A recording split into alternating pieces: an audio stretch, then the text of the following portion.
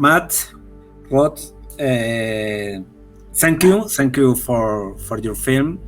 Thank you for stay with us in DocsMX in this strange edition, virtual edition. The normal situation is spend time together, the days of the festival, enjoy the film together in Mexico City, but this year is not possible.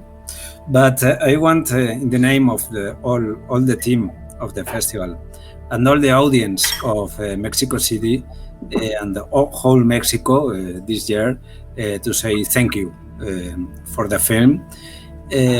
We always say that DocsMX, and we think all the documentary film festivals are not festivals of films. We are a festival of stories, powerful stories. Powerful stories we think the people have to watch and have to see in all over the world.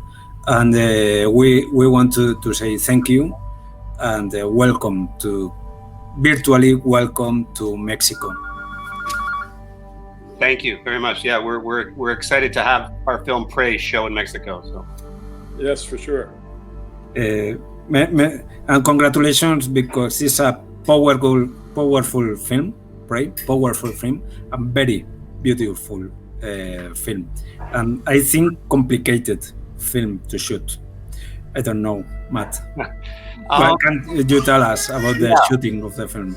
It was sort of, it was a story that I was interested in for a very long time. I mean, I grew up a Catholic, and so I had heard these stories of abuse that were sort of, percolating, and they were stories that were being told in my own church. And I was always interested in possibly doing a documentary on the subject, but I couldn't find a way into the story. And so what I did is I just sort of kept on talking to friends and people that I knew who were connected to the story. And what happened is a good friend of mine, he was one of the victims of this priest. His name is Patrick McMahon, and he was a survivor of this priest from a long time ago. And so Patrick had told me about this lawyer that he had that represented him in a civil suit. He sued the church for money, and Patrick told me that that this lawyer represented other survivors. And so I reached out to him. I reached out to this lawyer, and the lawyer was willing and able to talk to me, and was interested in talking to me about the documentary. But he said, strangely enough, I have a case that's about to go to trial in just a few weeks. And he said, you should meet my client. His name is Rod MacLeod, and I'll reach out to him and see if he's interested in meeting. And Rod was interested in meeting, and then once we had that initial meeting, Rod wanted to tell his story as well. So the rest of it came very easily. I mean, in terms of the documentary, it came very easily. I mean, it was nice to have a willing subject like Rod and his lawyer who wanted to tell the story. And so all I did was follow them over the course of the next few months. And Rod, which was your reaction with when Matt told you we want to make a film about your process, about the trial, public trial? What was your first thoughts?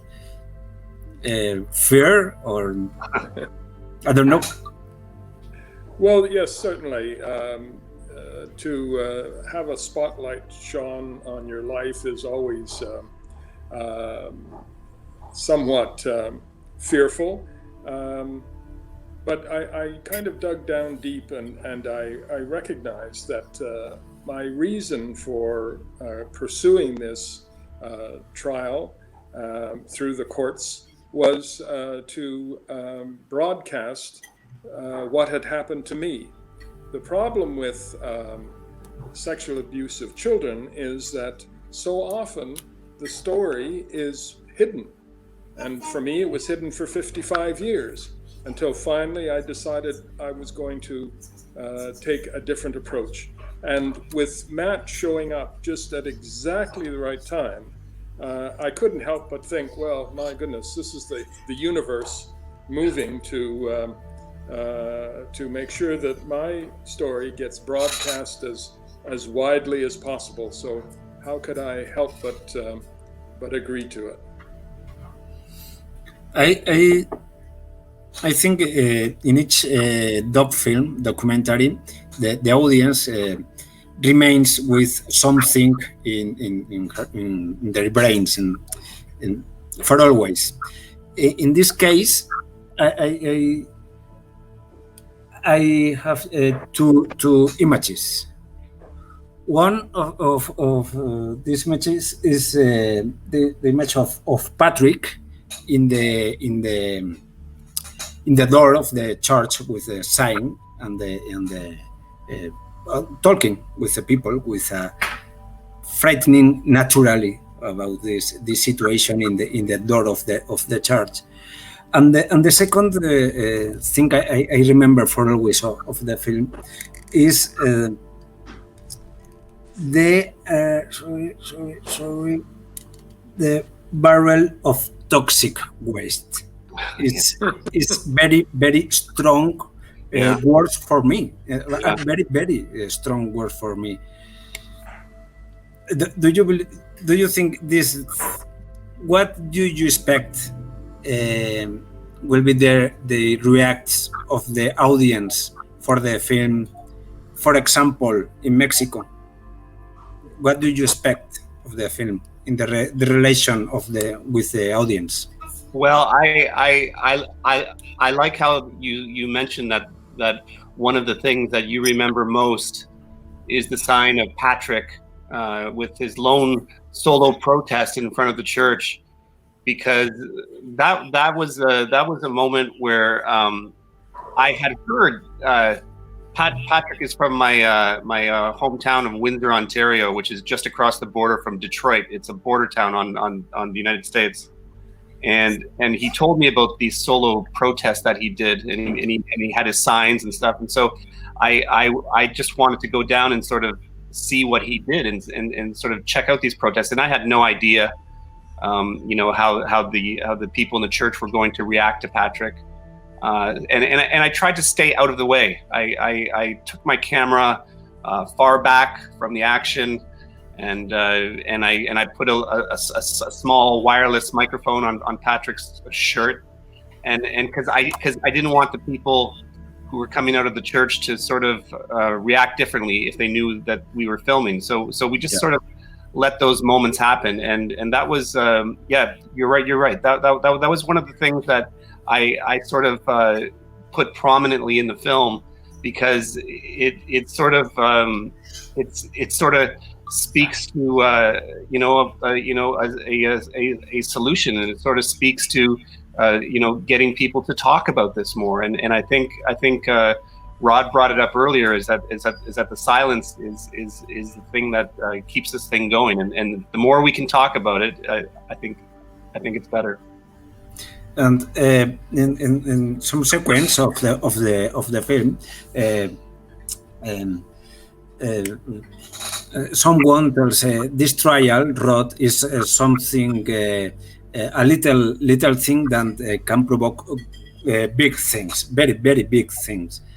And I think this film can contribute to make visible, make bigger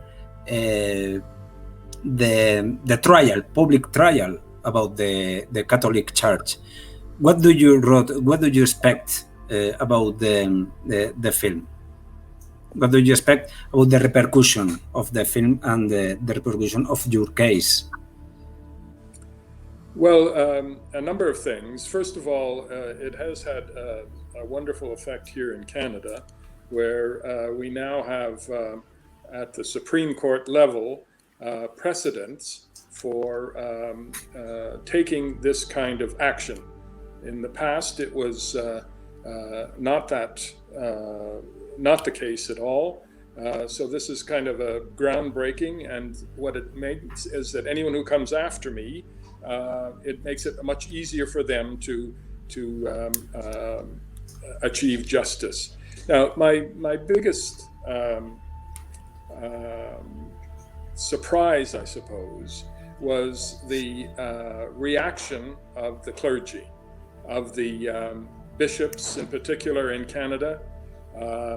They have had absolutely no reaction at all to the publicity that they've been getting, etc. And what really kind of deflated my hopes was when Pope Francis, who was a breath of fresh air and was saying lots of really good things, and then just before we had the conference in Rome about sexual abuse in the church, he comes out and he says that there will be no discussion whatsoever of celibacy of priests. Well, if you don't look at the core beliefs and practices of the institution that's causing these problems, how do you ever expect to make any change that's at all relevant? So I think all change that happens with the church is going to have to come from outside the church. I don't believe that the hierarchy of the church is at all interested in doing anything but keeping everything exactly the same.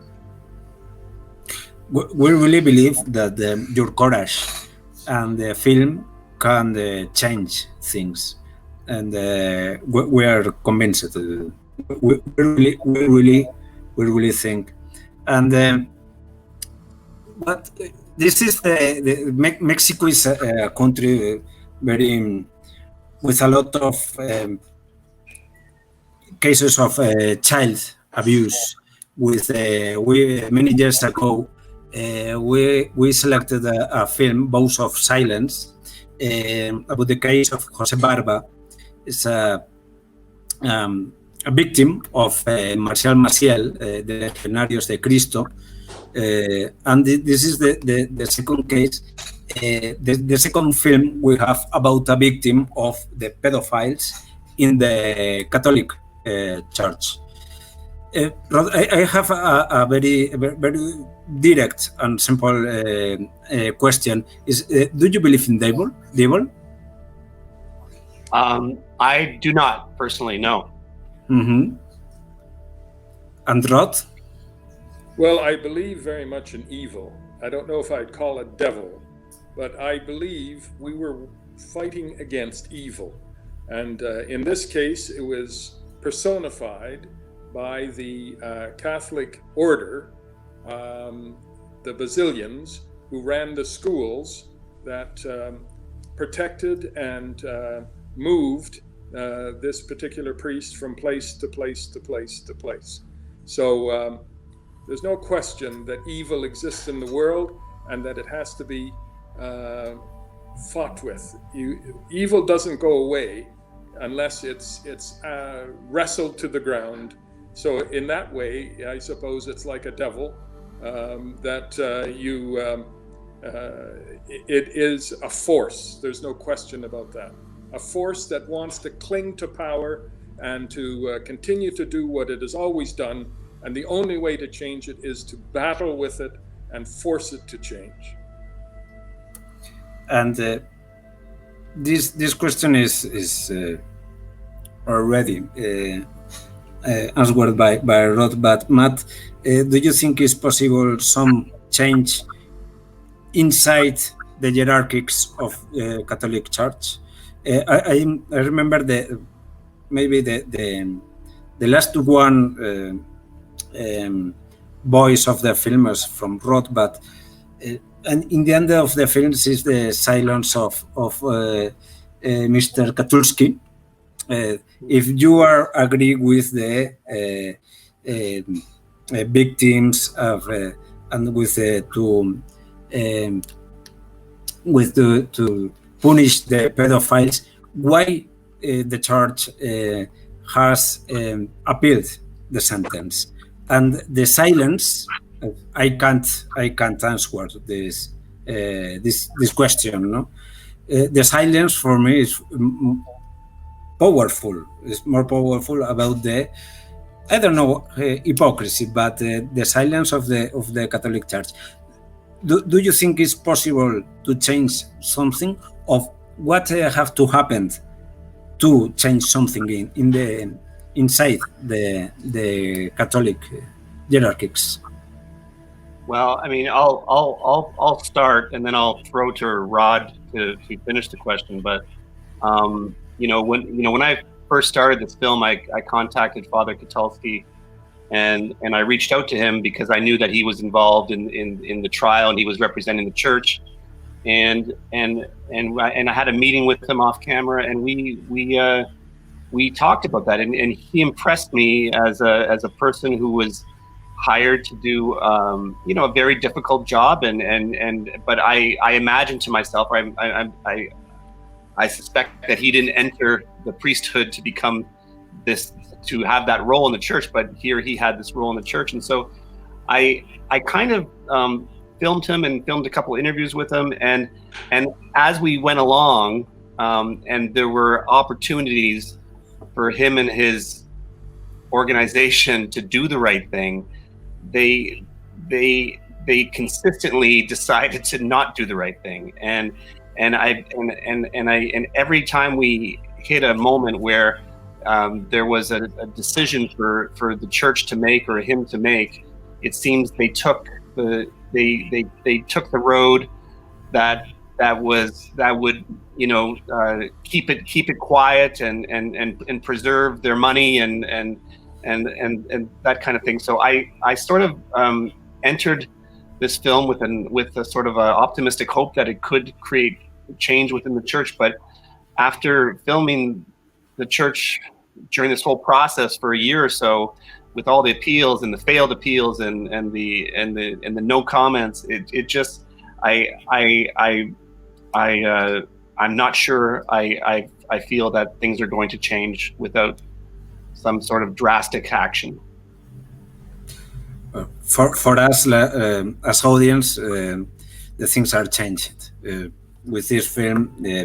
For example, for me, it's a revolution in my mind. The case of Patrick, of Rod, and I'm very, very grateful with you. I don't know if you, Rod, Matt, want to say something else to the Mexican audience after watch your film. Do you want to say something else? Well, you see, just as Matt, I was brought up Catholic, of course, and I was taught and indoctrinated with the idea that priests are special. They have a vocation, and they are called to God, and they're there to serve the people, and so we should honor them at all times. But what I have found through this process is that there's a different credo that exists in the Catholic Church. And what that is that priests are, number one, responsible for the reputation of the church. And so they are not to do anything that would affect the reputation of the church. And secondly, they are to be brothers first and foremost. So where you would think that the priests were there serving the people, then why is it that I have never come across an example where a priest has said, hey, this priest over here is a bad apple. He's doing what he shouldn't do. He's sexually abusing children. No, they never do, because they're indoctrinated with this idea that a priest supports another priest no matter what, and supports the reputation of the church above all else. Until that doctrine is changed, we will never see any change in the church. Well, Matt, something else to...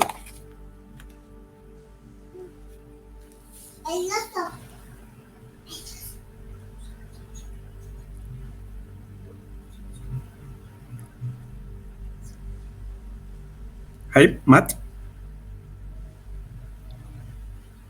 Okay, I can't hear you.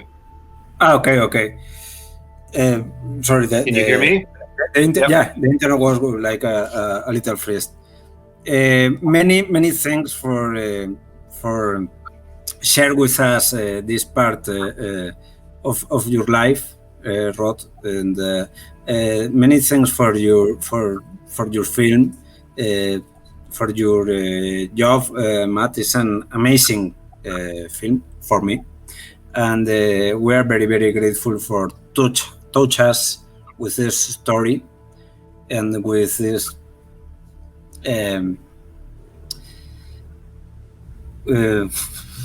wish of change of things in the world, in the Catholic Church, and in the minds of some people. Many thanks for the film, and I'm sure we meet in Mexico very soon, Rod and Matt. And please say hello to Rob and to Patrick, please. We will do. Thank you very much, and we're very happy that we're screening this in Mexico. Yes, thank you, Pao. Thank you. Many thanks, and nice to meet you. Nice to meet you. Okay. Mm-hmm. Bye. Thank you.